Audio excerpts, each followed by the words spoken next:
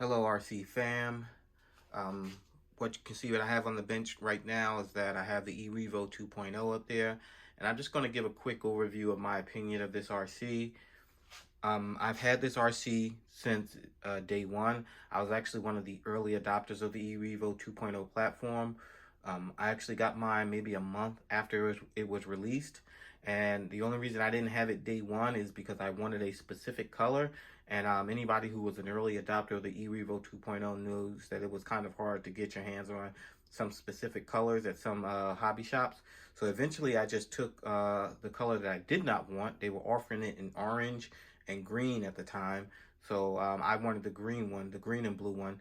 I had to get the orange and blue one.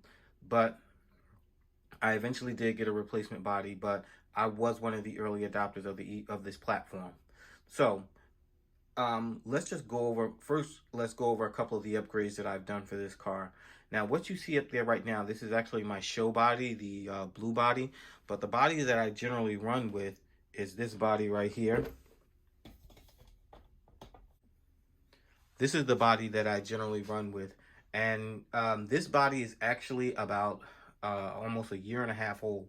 And despite the fact that I've beaten the heck out of this body, you can see it's actually still in pretty good condition.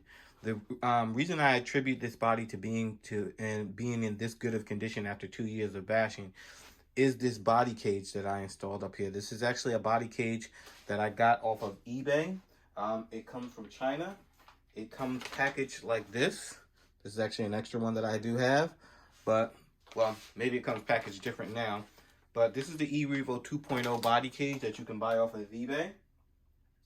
I actually like this body cage more than the, who makes that other body cage?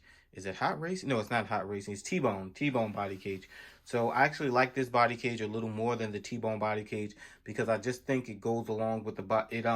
It just contours to the body a little better, and it doesn't make your car look, for lack of a better term, ugly.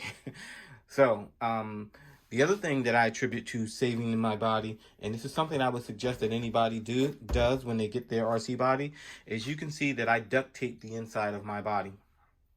Duct taping the inside of my body has helped this body last, like I said, for almost, it'll be almost 2 years now. I've been running the exact same body, bashing with this body every single weekend, crashing this body, and it just keeps going. I mean, there are some signs of wear on the body, there are some small cracks on it, but I think you guys can see, I mean, if you look at this body, overall, this body is in pretty good condition.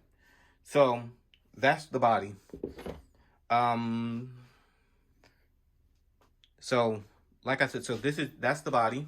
Once again, this is just my show body. That's my show wing. That is the Proline wing up there.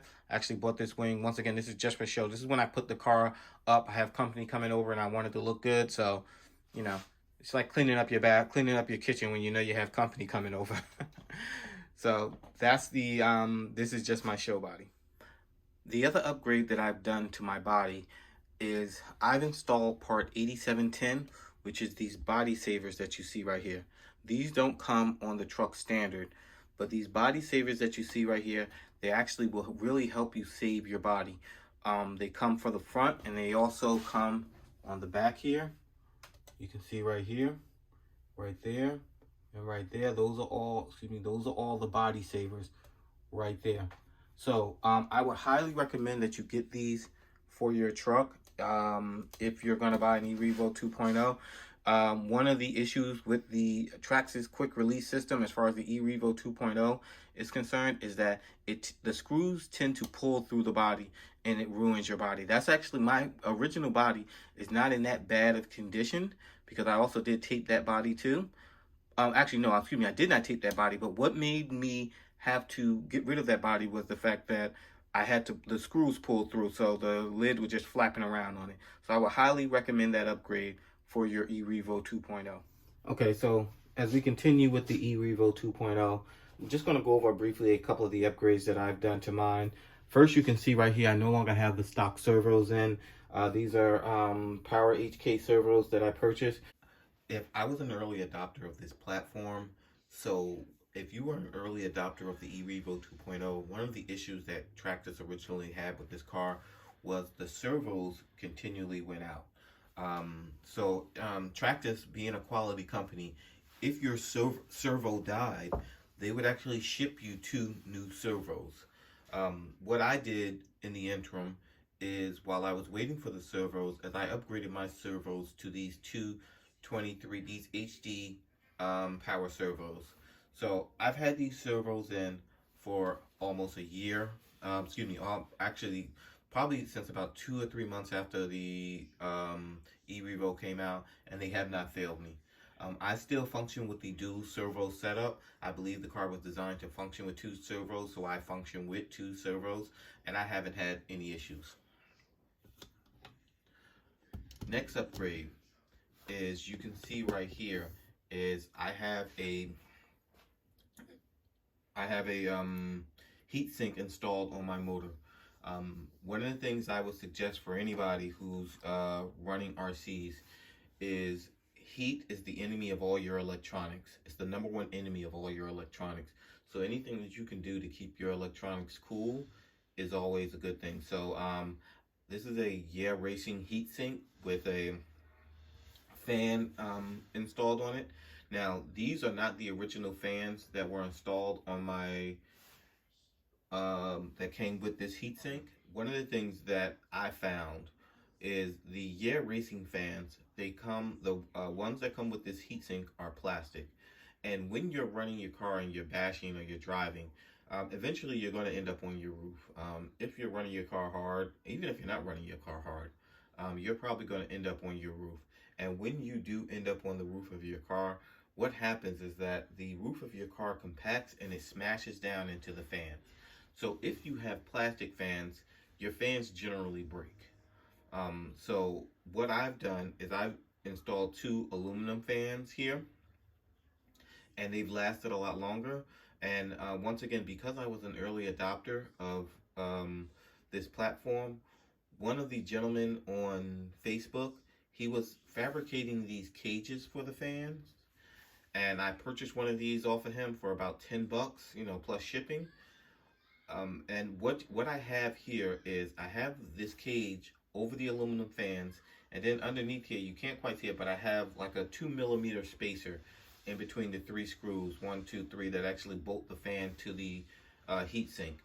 So what this does is that if I do end up on my roof, is the cage actually takes the impact, and because these are aluminum fans, the framing of the fan actually takes the impact, so my blades are actually okay, and they've been functioning, like I said, for since a long time. I mean, it's been if it's not 2 years, it's really close to 2 years of me running these fans with absolutely no issues. Continuing to the back of the car, you can see I've installed the aluminum brace. This just makes the chassis a little stiffer. And I've also installed the telemetry expander with the GPS module installed. I tend to install Traxxas GPS modules on all of my Traxxas vehicles, so it gives me a little more functionality as far as what's going on with the car. I originally had, because I'm always want more information about what's going on in my car. I originally had 2 temperature gauges that I ran from here into the battery trays of my car, and it gave me an accurate temperature of my batteries, which was a cool feature. But I just found that I didn't really need it, so I eventually, I think one of them got cut when I was doing some work on the car, so I just took them both out. But the telemetry expander is a cool feature if you can get it.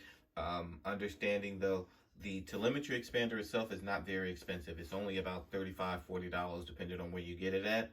But the GPS module can be a little expensive, and that GPS module retails for $100 USD. So, that can be a little expensive. Now, one of the bad things about this car when it originally came out is the rear push rods would rip out. Anybody who is driving this car your rear push rods would push out. Now, the original part for this car, this is actually the blue ones, but it was 8618. This is 8618X because I purchased the blue ones, but it was 8618. And if you crash this car even slightly, I'm talking about you did a cartwheel that just it only tumbled 3 times, you would pull out your push rod ends. So one of the things that I found to do is, the first thing I did is I installed these 85 millimeter limiting straps right here. So they're looped in, they're tied to the push rods, they're hooked into the push rods. So I did those. The benefit of those is 2 things. It helps with the suspension some, from the suspension overextending and ruining your caps right here for your suspension. But it also keeps I also believe it helps the push rods from coming out. The other thing that I did with these push rods 8618, and I found that this lasted me a long time, is I actually super glued my push rods onto there. So I unscrewed my push rods, I super glued them up there, and once I did that, I never had my push rods come out again. I actually bent a couple of push rods, but the push rod ends never came off again.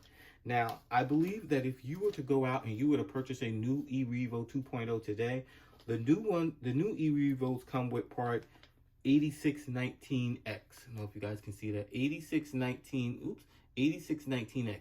And you can see, I'm going to show you guys, you can see how much bigger these push rod ends are compared to the old ones.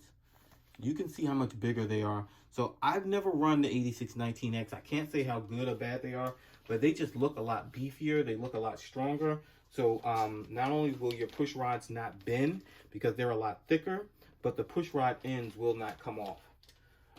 Overall, for this truck, this is a great truck in my opinion.